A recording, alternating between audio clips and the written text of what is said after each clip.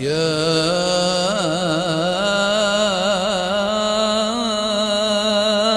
رمضان.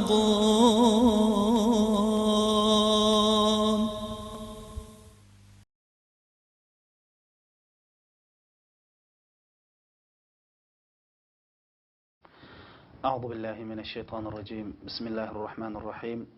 الحمد لله والصلاة والسلام على رسول الله. Hürmetli qarindoshlar, biz ulug' Ramazon kelish oldida turibmiz. Bu Ramazon nihoyat ulug' bo'lgan ekan. Bu Ramazonning har bir soatlarini, minutlarini, daqiqalarini Alloh eng yaxshi ko'radigan toat ibodatlar bilan o'tkazishimiz kerak. Hamda Allah en yaxshi ko'radigan taat ibodatlardan tahajjud namozi, ya'ni kech o'qiladigan nafl namoz. Biz o'zimizni bir yaxshi musulmon deydi ekanmiz, cho'qim tahajjud namozi o'qishimiz kerak. Rasul akram sallallohu alayhi vasallam hadis sharifda alaykum biqiyamil layl fa innahu da'bus solihin deydi. Sizlar tahajjud namozini o'zingizga lozim tutinglar, chunki tahajjud namozini o'qish solih musulmonlarning ishidir deydi payg'ambar sallallohu alayhi vasallam. Har bir musulmonning eng buyuk orzusi Alloh subhanahu va taologa yaqinlashish. Biz nima uchun toat ibodat qilamiz? Nima uchun Alloh rizoligini izlaymiz? Allohga yaqinlashish uchun. Endi mush tahajjud namoz o'qisak, Alloh bizga yaqinlashadi qarindoshlar. Bu vaqtda Rasul akram sallallohu alayhi vasallam hadis sharifda aqraba ma yakunu robbu minal abd fi salatil layl deydi. Allohning bandaga eng yaqinlashigan vaqti shu bandaning tahajjud namoz o'qigan vaqti deydi. Fa inistata'ta deydi Rasululloh. Agar sen shu vaqtlarda, ya'ni shu kechalarda Allohni zikr qilgan kishilarning qatoridan bo'la olsang, bo'l deydi qarindoshlar. Demak, mana biz qiyomul layl qanchaqda Alloh eng yaqin insonlardan bo'lamiz. Endi bu tahajjud namozi mush farz namozdan qolsa Alloh eng yaxshi ko'radigan namoz. Rasul akram sallallohu alayhi vasallam hadis sharifda afdalus salati ba'dal farida salatul layl degan. Farz namozdan keyin qilib qolsa eng afzal namoz mushu tahajjud namozi deb. Endi Rasul akram sallallohu alayhi vasallam hadis sharifda insonlarga eng yaxshi yo'lni, eng to'g'ri yo'lni ko'rsatdi. Savoblarningki qanday qilib eng katta savob qilishdan ko'rsatdi. Bir hadisda Rasululloh akram sallallohu alayhi vasallam dedi: "Men sizlarni mush yaxshilikning, ya'ni savobning, ibodatning yo'g'on darvozalariga boshlab qo'yayman" degan. "Ya Rasululloh, shunda qilsizlar" debdi. Rasululloh nim dedi: "As-sawmu junna" dedi. Ramazon qalqon dedi. Ya'ni ro'za tutish shuni do'zaxdan saqlaydigan qalqon dedi. Was-sadaqatu tutfi'ul khati'a kama yutfi'ul ma'un nar dedi. Sadaqat qilish xuddi suv o'tni o'chirganda gunohlarni o'chirdi. Kech o'qilgan va salatur rajul fi jawfil layl dedi.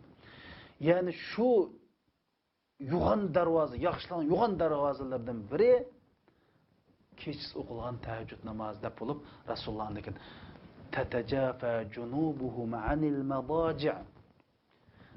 Ya'ni mu'minlar shundoq bir kishilarki, ularning kechalari, biqillari yotqandan yiroq bo'ldi. Ya'ni yotqanni tashlab kechalari namoz o'qiydigan odamlar deb bo'lib shu oyatdan keyin nima dedi bilamsizlar?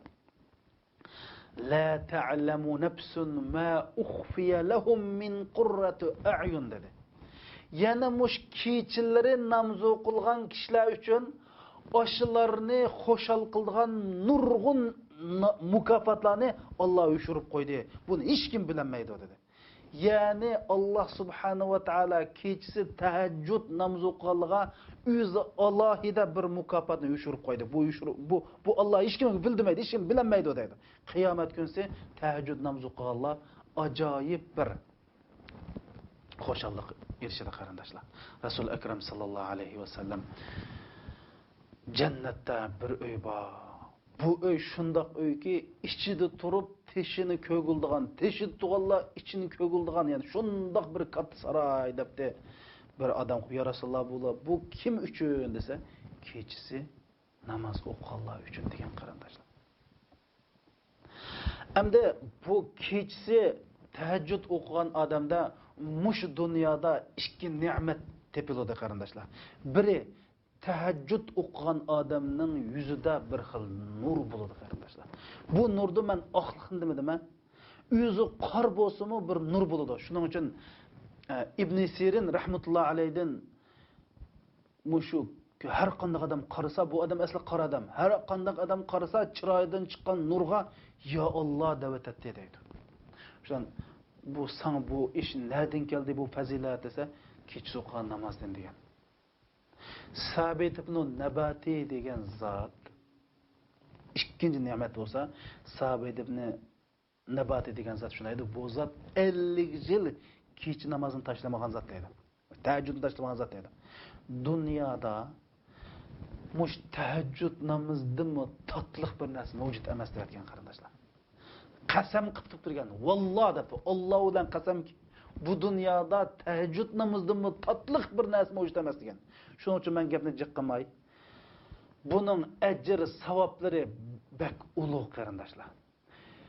Chiroyimizda, qalbimizda iymonning nuri paydo bo'ldi. Mush dunyoda bo'ldi. Ikkinchisi buning lazzati va har bir qarindishimiz mush Ramazonda sinab o'z amaliy ko'rib beqishni men tavsiya qilaman. Bir kun sira Oysha onamizning qishig'a bir adam kelib, "Ey Oysha ona, Rasulullohning sizni hayron qildigan ishdan birini deb bering" debdi. "Ey Rasulullohning qaysi bir ish odamni hayron qildirmaydi? Men sana bir ishni deb beray." Bir kun Rasulullohning uyim kirib yotganda yotdi. Terimiz Rasulullohning badanimga tegishdi. Shom Rasululloh dedi, "Ey Oysha, agar ruxsat qilsangiz, men bir Allohga ibodat qilishni yaxshi ko'raman" debdi. "Ya Rasululloh, men seni yaxshi ko'raman. Sening mening yenimni bilishni yaxshi ko'raman. Lekin uningdan bak seni yaxshi ko'rganishni men yaxshi ko'raman, qop ibodat qil" dedim. Rasululloh shu kech namoz o'qib, yig'lab, maydinlari, inkemas, maydinlari yo'lib ketdi deydi qarindoshlar. Endi Rasululloh shu o'qigancha tong atqichi yig'lab o'qidi. Bilal kelib, "Ya Rasululloh, nim bo'ldi" degancha, "Menga falon oyat nozil bo'ldi. Men yig'lamay kim yig'lasin" degan. Rasululloh mush namozda lazzatlansa, bunday qish o'qiy olamdi qarindoshlar. Shu Rasululloh nim dedi? "Ju'ilas salatu qurratu ayni" dedi. Namoz mening eng xo'shal bo'lgan bir ne'mat men qilindi. Ko'zimning qori chug'dak eng qimmatli, eng xo'shallik debdi. Endi bu qiyomul laylning yana bir muhim bir fazilati, biz insonlar g'aflat yashaymiz. Alloh o'zi bizning g'aflat yashayotganligimizni bayon qilib, "Iqtaraba lin-nasi hisabuhum wa hum fi ghaflatin mu'ridun" dedi. İnsanlarninki nama amallarını hesap aldıgan vaqt yaqinlashgan tursa, yana bu insonlar g'aflat holati yashaydi dedi.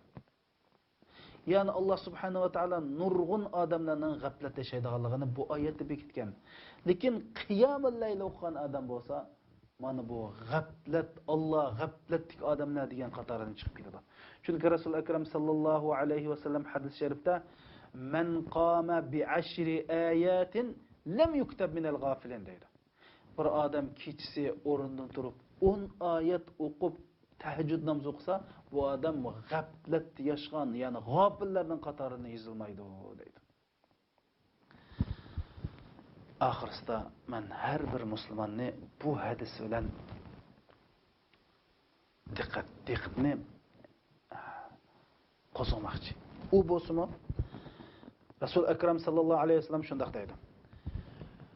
Her kechasi kechining 3dan 1 qolganda Alloh subhanahu va taolo dunyo osmoniga tushib, "Hey, menga duo qildigan kim bor, duo qilib olsin, ijobat qilaman" deydi.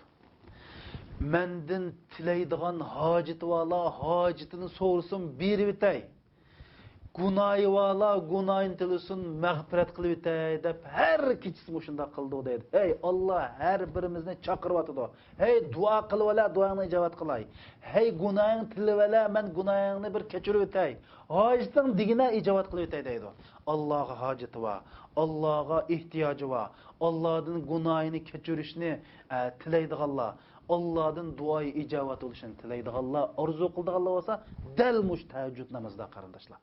Allah subhanahu wa ta'ala bu gapni anlab 2 rakat tahajjud namozi o'qiydigan kishilarning qatoridan qilsin. Va sallallohu ala sayyidina Muhammad va ala alihi va sahbihi va sallam.